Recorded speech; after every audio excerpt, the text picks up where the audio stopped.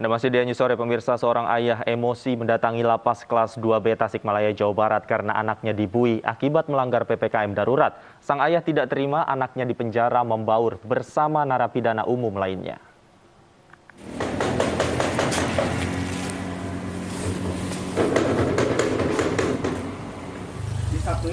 Agus Suparman, warga Tasikmalaya, Jawa Barat ini mendatangi lapas kelas 2B Tasikmalaya malam tadi. Dengan emosi, ia menggedor-gedor gerbang lapas.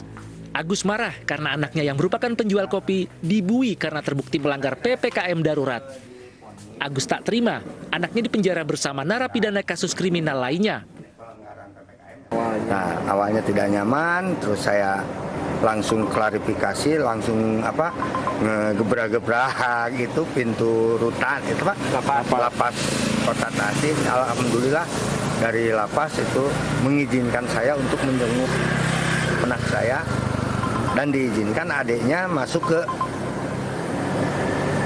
ruangan lapas untuk menengok kakaknya sendiri, malah sampai di videoin juga.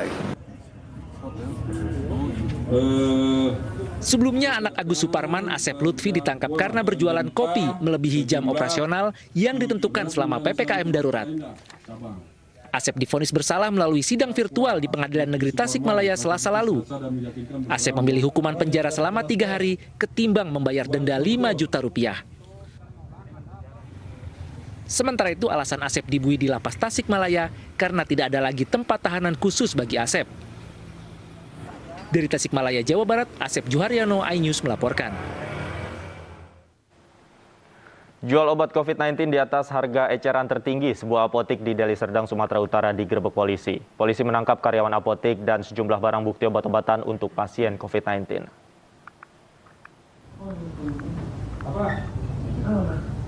Polisi menggerebek apotek global di Jalan Perintis Kemerdekaan. Penggerebekan dilakukan setelah salah satu anggota polisi menyamar menjadi pembeli lalu mendapatkan apotek menjual harga obat-obatan COVID-19 di atas harga eceran tertinggi. Pelaku menjual obat azitromisin dehidrat 500 mg seharga Rp80.000 per papan. Sementara harga HET obat tersebut hanya Rp17.000 per papan. Dari penggerebekan ini, polisi menangkap 2 orang pelaku dan barang bukti obat untuk pasien COVID-19. Anggota Satreskrim Polresta Deli Serdang menyamar sebagai pembeli di apotik global, tepatnya di Jalan Besar Pantai Labu, Kabupaten Deli Serdang, membeli salah satu jenis obat dari 11 jenis obat yang sudah ditentukan oleh Menteri Kesehatan tentang harga eceran tertinggi. Dan anggota tersebut membeli jenis obat yaitu azitromisin dihydrate sebanyak 1 kotak yang isinya 2 papan. Saat diperiksa, pelaku mengaku sudah mengetahui surat edaran Menteri terkait HET obat. Namun demi meraih untung yang lebih besar, pelaku nekat menjual obat dengan harga tinggi. Dari Deli Serdang, Sumatera Utara, Amiruddin, iNews melaporkan. Kita ke informasi selanjutnya, pemirsa. Bursa hewan kurban di Pasar Jelok, Boyolali, Jawa Tengah dipadati penjual dari berbagai daerah. Sayangnya, kepadatan di pasar hewan tersebut melanggar protokol kesehatan.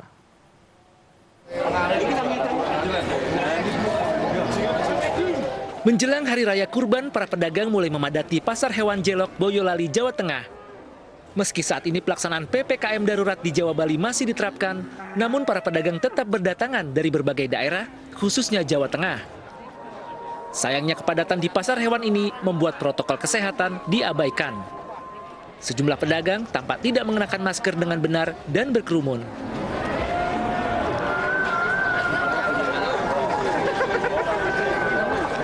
Pelaksanaan PPKM darurat Jawa Bali juga berdampak pada penjualan hewan kurban.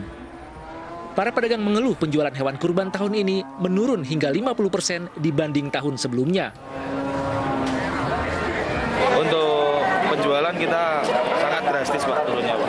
Berapa persen Mas? Bisa hampir 50% Pak. Iya. Dibandingkan tahun lalu? Dibandingkan tahun-tahun biasanya. Ini bisa.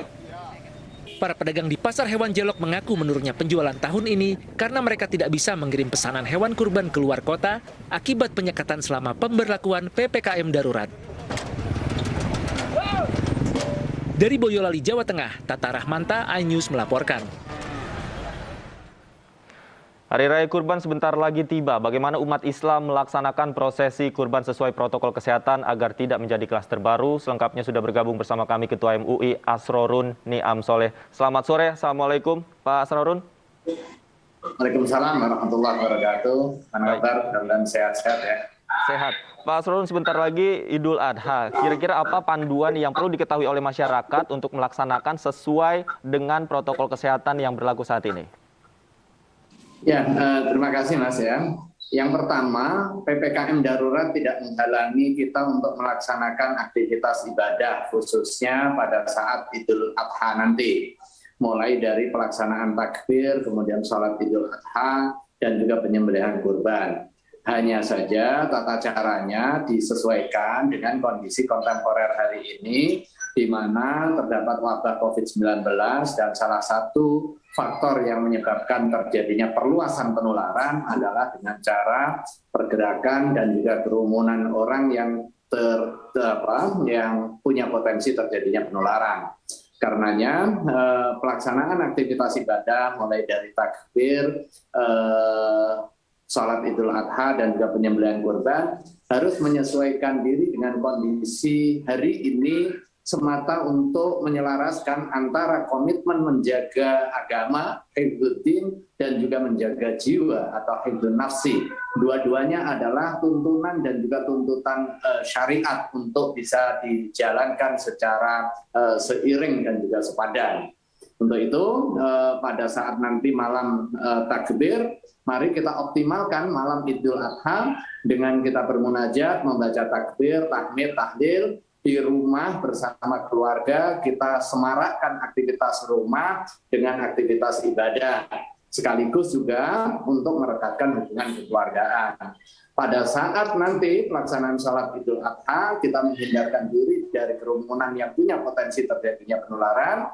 Kita bisa laksanakan sholat Idul Adha di rumah, tempat-tempat terbatas, bersama dengan jamaah yang aman dari potensi penularan, jamaah dengan keluarga terbatas, dan tetap dengan protokol kesehatan.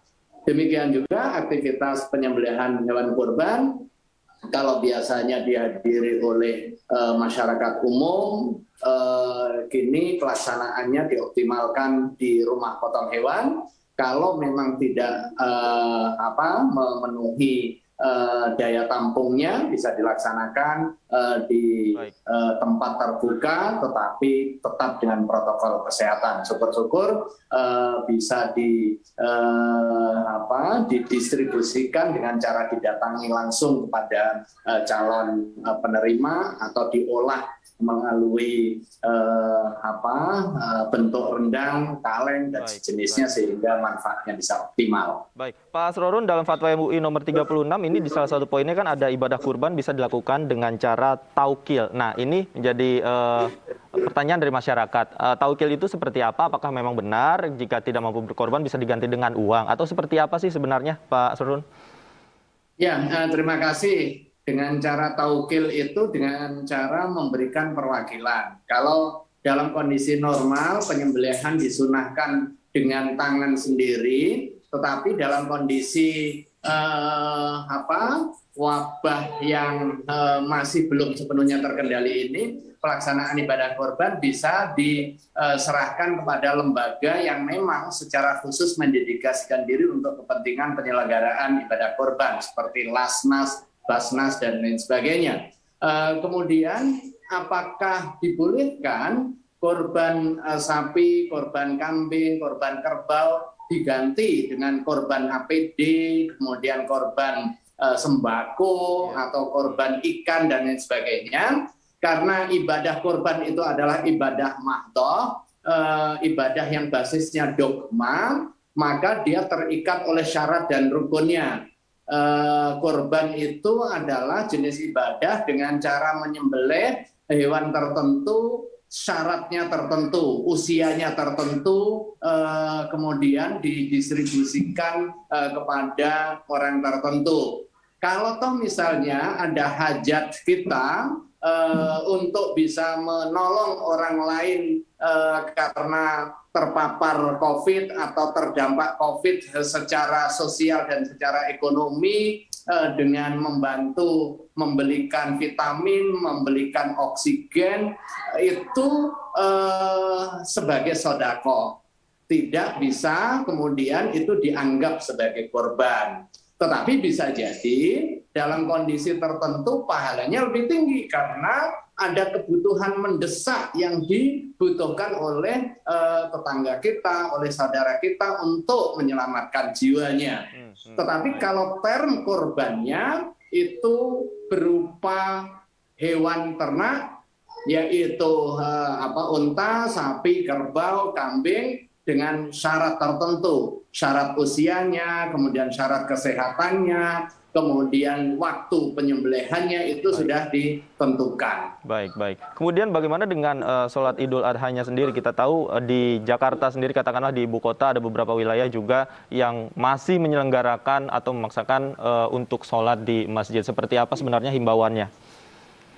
Ya, prinsipnya ketika kita mengambil dispensasi atau rukhsah untuk tidak melaksanakan aktivitas sholat Idul Fitri di tanah lapang, di Al-Jami', di tempat-tempat yang ramai dilaksanakannya sholat jamaah, itu tidak mengurangi sedikit pun ketaatan kita kepada Allah Subhanahu wa taala.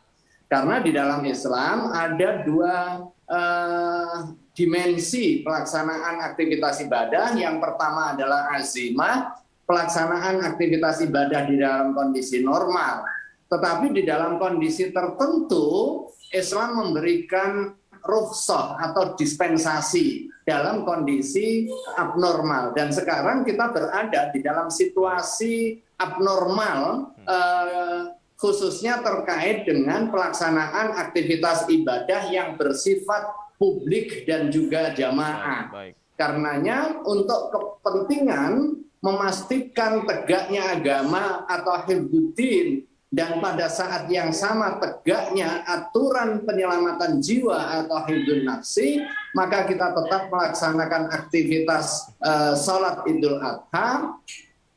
Caranya kita sesuaikan, yaitu menggeser dari tempat-tempat publik ke tempat-tempat yang lebih private. Di rumah saja ya, begitu ya Pak Kiai. Baik. Terima kasih banyak Kiai Haji Asrorun Niam sudah bergabung bersama kami di iNews Sore. Selamat sore, Assalamualaikum. Pemirsa, seorang pengendara motor tewas ditabrak kereta komuter lain di perlintasan Jembatan Gantung Kedaung Kaliangke, Cengkareng, Jakarta Barat. Kecelakaan diakibatkan karena korban nekat menerobos pintu perlintasan kereta yang hendak ditutup.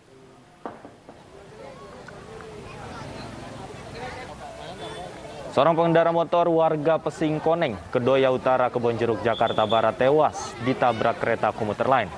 Jenazah korban langsung dievakuasi ke rumah sakit. Menurut saksi mata, korban nekat menerobos perlintasan rel kereta yang hendak ditutup. Padahal warga telah memberikan peringatan. Kereta udah datang, saya mau tutup pintu palang, nggak sempat, di stop. Kita mau menerobos ke sini, keretanya udah dekat. Oh ya, terus masih menerobosnya, udah dibentak pakai kaki lagi. Masih bandel. Polisi menangkap Muhammad Aldi Roya alias Penyok, pengeroyok polisi yang membubarkan balapan liar di Jalan TB Simatupang, Jakarta Selatan. Pelaku ditangkap di Jakarta Utara pada Kamis malam. Keren juga lah rame-rame mah. Setelah buron lebih dari 1 pekan, polisi akhirnya menangkap Muhammad Aldi Roya alias Penyok, pengeroyok Aibtu Suhardi, polisi yang sedang membubarkan balap liar di Jalan TB Simatupang, Jakarta Selatan. Dari informasi yang dihimpun, Penyok ditangkap di kawasan Sunter, Jakarta Utara. Dan hingga kini polisi masih memeriksa pelaku. Sebelumnya polisi juga telah menetapkan 3 tersangka pengeroyok polisi Aibtu Suhardi. Mereka terancam penjara 5 tahun.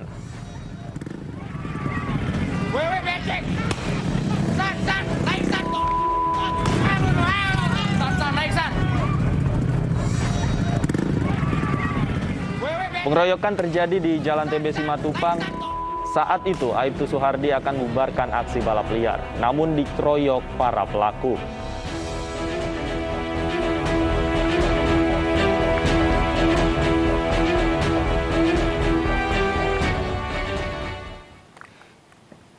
Disebut sebagai epicentrum COVID-19, pemerintah menyiapkan langkah antisipasi, salah satunya perpanjangan PPKM darurat. Kami segera kembali dengan informasi selengkapnya, tetaplah di Anju Sore.